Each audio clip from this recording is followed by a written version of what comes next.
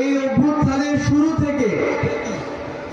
বাংলাদেশের তৌহিদি জনতা, ইসলামী আন্দোলন বাংলাদেশ থেকে শুরু করে বাংলাদেশের আমার যে ভাইদেরকে পাঞ্জাবি পায়জামার টুপি আর কপালে সেজদার দাগ দেখে ট্যাগ দেওয়া হতো,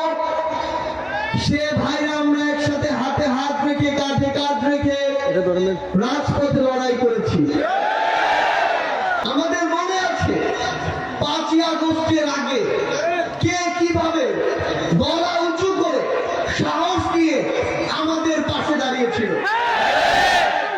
আমাদের মনে আছে ওই 3 আগস্ট 4 আগস্টে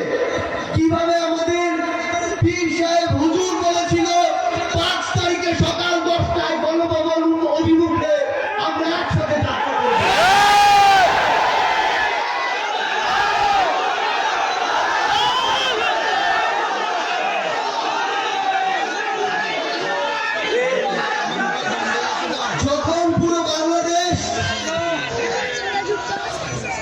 যখন পুরো বাংলাদেশের মানুষের মনে ওই খুনি হাসিনার বিপক্ষে 5 তারিখ সকাল 10টার দিকে